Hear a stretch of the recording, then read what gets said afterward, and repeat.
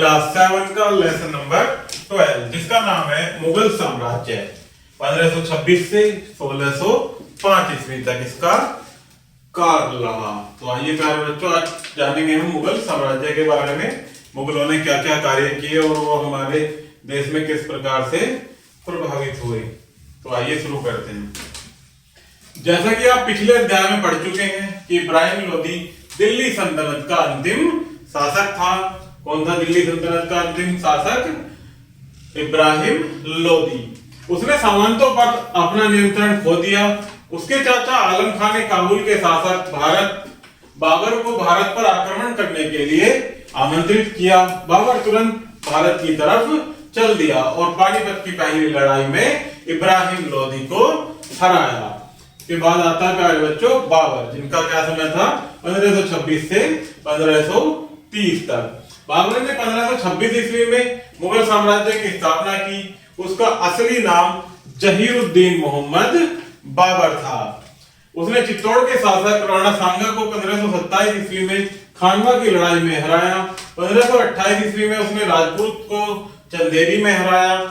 बाबर लंबे समय तक जीवित नहीं रहा, लेकिन मृत्यु से पहले उसने आगरा और दिल्ली पर पूरा अधिकार स्थापित कर लिया था।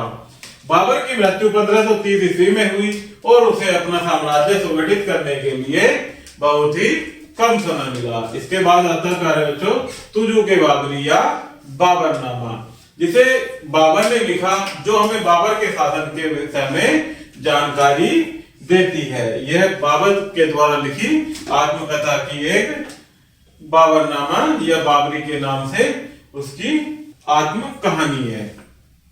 तो आगे देखते हैं प्यारे बच्चों हुमायूं, जिसका शासनकाल 1530 से 56 तक रहा। 1530 ईस्वी में बाबर की मृत्यु के बाद उसका पुत्र हुमायूं गद्दी पर बैठा। जब वह उत्तराधिकारी बना तो उसे बहुत सारे विरोधों का सामना करना पड़ा। यहाँ तक कि उसके अपने भाई मिर्जा कामरान ने भी उसके विरुद्ध विद्रोह किया। 1539 ईस्वी में चौसा की लड़ाई बिहार के अफगान प्रमुख शेरशाह ने हुमायूं को हराया और दोबारा 1540 में कन्नौज की लड़ाई में हराया। हुमायूं अपनी जान बचाने के लिए ईरान भाग गया। ईरान में हुमायूं को ईरान के शाह से मदद मिली और 1555 ईस्वी में उसने दोबारा दिल्ली पर कब्जा कर लिया, लेकिन अगले वर्ष एक दुर्घटना में मारा गया। इसके बाद आते हैं प्यारे बच्चों शेरशाह। हुमायूं को हराने के बाद शेरशाह ने केवल 4 वर्षों तक दिल्ली पर शासन किया। शेरशाह की शासन प्रणाली, शेरशाह एक योग्य शासक था। उसने अपने राज्य को सरकारों में बांटा, जो परगनों में बटी हुई थी। कुछ गांवों को मिलाकर परगना बनता था। प्रदेश सरकार या परगना उसके विश्वासी अधिकारियों द्वारा शासित होता था। उसने व्यापार और वाणिज्य का विकास किया। भूमिकर उत्पादन का तीसरा भाग निश्चित था। राजा टोडरमल उसके मंत्री थे। शेरशाह ने सड़कों का विशाल जाल बनवाया और उसके द्वारा बनवाई गई सड़कों में से एक रोड, जिसका नाम ग्रैंड ट्रंक रोड है, कोलकाता से पेशावर में तक के इस मार्ग को शेरशाह सूरी मार्ग कहा जाता है। उसने चांदी का सिक्का चलाया जो रुपया कहलाया। यह मुगल साम्राज्य के अंत तक रहा। सन 1835 ईस्वी तक ब्रिटिश शासन काल में यह भी प्रचलन में था। उसने यात्रियों की सुविधा के लिए सड़क के किनारे पर पेड़ लगवाए, कुएं खुदवाए और सराय बनवाई। उसकी मृत्यु 1545 ईस्वी में हुई। उसे बिहार के सासाराम में एक शानदार कब्र में दफनाया गया। सूरी वंश की स्थापना शेरशाह सूरी द्वारा की गई, जिसने 1545 ईस्वी तक शासन किया। इसके बाद आते हैं प्यारे बच्चों अकबर, जिनका शासनकाल क्या रहा 1556 से 1605। 1556 में हुमायूं की मृत्यु के बाद उसका पुत्र अकबर गद्दी पर बैठा। पंजाब में कालानौर नामक स्थान पर उसकी ताजपेशी हुई। हुमायूं की मृत्यु के समय उसका पुत्र अकबर मात्र 13 वर्ष का था। उसका संरक्षक और शिक्षक बैरम खान राज्य के कार्यों को देखता था, क्योंकि गद्दी पर बैठते समय अकबर राज्य का कार्य भार संभालने के लिए बहुत ही छोटा था। गद्दी पर बैठने के बाद अकबर को कई चुनौतियों का सामना करना पड़ा। शेरशाह के उत्तराधिकारी अभी तक पंजाब में शक्तिशाली थे। अफगान भी बंगाल और बिहार में आदिल शाह के अधीन ताकत इकट्ठा कर रहे थे।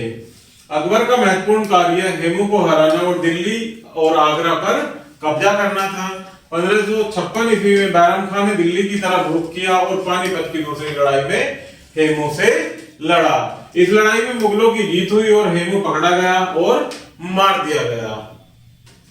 पानीपत की दूसरी लड़ाई महत्वपूर्ण थी क्योंकि इसने मुगलों को भारत में शक्तिशाली बना दिया था। 1560 ईस्वी में अकबर ने स्वयं शासन का कार्यभार संभाल लिया और बैरम खां को तीर्थ यात्रा के लिए मक्का जाने का आदेश दिया, परंतु बैरम खां गुजरात के रास्ते में मारा गया। दिल्ली और आगरा पर अधिकार करने के बाद अकबर ने अपने साम्राज्य का विस्तार शुरू कर दिया। उसने 1561 में मालवा के शासक बाज बहादुर को हराकर मालवा को जीता। 1564 ईस्वी में उसने गोंडवाना पर कब्जा किया और 1568 ईस्वी में चित्तौड़ पर कब्जा कर लिया। महाराणा प्रताप ने 1576 ईस्वी में हल्दी घाटी में भयंकर लड़ाई लड़ी। किससे? अकबर से। महाराणा प्रताप बहादुरी से लड़े परंतु हार गए। अकबर ने गुजरात, बंगाल, सिंध और काबुल, कश्मीर पर भी युद्ध करके जीत लिया था। अकबर ने अपना ध्यान वापस दक्षिण की ओर लगाया और 1595 ईस्वी में अहमदनगर की बहादुर रानी चांद बीबी बड़ी बहादुर से अकबर की सेना के साथ लड़ी, लेकिन उसे मजबूरन एक संधि पर हस्ताक्षर करने पड़े, जिसके अनुसार मुगलों को दिया गया और 1600 ईस्वी में अहमदनगर में भी मुगल साम्राज्य मिला लिया गया। 1601 ईस्वी में खानदेश भी मुगल साम्राज्य में मिला लिया गया। कौन सा? खानदेश, जो कि मुगल साम्राज्य में 1601 में मिला लिया गया। अकबर का साम्राज्य पश्चिम में हिंदू कुश से पूर्व में ब्रह्मपुत्र तक और उत्तर में हिमालय से दक्षिण में गोदावरी तक फैला। अकबर ने मुगल साम्राज्य की स्थिरता के लिए राजपूतों के साथ मित्रता पूर्ण संबंध बनाए रखने का प्रयास किया। उसने राजपूतों को महत्वपूर्ण स्थान दिए। उसने राजा मानसिंह को अपना सेनापति नियुक्त किया तथा टोडरमल भी उसके दरबार में एक महत्वपूर्ण अधिकारी थे। अकबर ने अंबर के राजा महारागल की पुत्री से विवाह किया। उसने अपने पुत्र सलीम का विवाह एक राजपूत राजकुमारी से किया। अकबर सभी धर्मों की एकता में विश्वास करता था। उसने जजिया, जो कि हिंदुओं से लिया जाने वाला कर था, उसको समाप्त कर दिया था। तीर्थयात्रियों पर लगाया जाने वाला कर भी समाप्त कर दिया गया, जो हिंदुओं को अपने तीर्थ स्थानों पर पैदा करने पर होता था। 1582 ईस्वी में उसने एक नया धर्म दीन-ए इलाही शुरू किया। इस धर्म के अनुयायी सभी धर्म के लिए एक ईश्वर में विश्वास रखते थे, जो कि किसने चलाया था? अकबर ने। नया धर्म दीन-ए इलाही के नाम से। इसलिए रूढ़िवादी मुस्लिमों ने इस धर्म का विरोध किया। हिंदू भी इसे मुस्लिम धर्म का दूसरा रूप मानते थे, इसलिए वे भी इसमें शामिल नहीं हुए। अकबर की मृत्यु के साथ ही इस धर्म का भी अंत हो गया, अर्थात अकबर के मरने से ही धर्म भी खत्म हो गया। आगे देखते हैं प्यारे बच्चों अकबर की शासन व्यवस्था। अकबर ने शेरशाह की कई नीतियों का अनुसरण किया। राजा पूर्ण शक्तिशाली था। वह मुख्य न्यायाधीश और सेनाओं का मुख्य सेनापति था। उसके यहाँ शासन प्रणाली में मदद करने के लिए मंत्रियों की भी सभा थी। सबसे न्यायाधीश और सेनाओं का मुख्य सेनापति था। उसके यहाँ शासन प्रणाली में मदद देने के लिए मंत्रियों की सभा थी। उस सबसे महत्वपूर्ण अधिकारी वजीर या दीवान थे, जो कर विभाग देखते थे। मीर बख्शी फौजी विभाग को देखते थे। मुख्य काजी न्यायिक विधि को देखभाल करते थे और मीर समन शाही घरेलू कार्यों को देखते थे। अकबर ने अपने राज्य को 15 सूबों में बांटा। प्रत्येक सूबे सूबेदार के अधीन थे। सूबे प्रदेशों में बटे हुए थे और प्रदेश परगनों में बटे हुए थे। प्रदेश किसमें बटे हुए थे? परगनों में। प्रत्येक परगने में कई गांव आते थे। कोतवाल शहर की शासन व्यवस्था का अधिकारी होता था। एक गांव की देखभाल एक अधिकारी करता था, जो चौकीदार और पटवारी कहलाता था। जो गांव की देखरेख करता था वो क्या कहलाता था प्यारे बच्चों? चौकीदार या पटवारी। राजस्व मंत्री टोडरमल के अधीन भूमि ठीक तरह से मापी जाती थी और कर निर्धारित किया जाता था।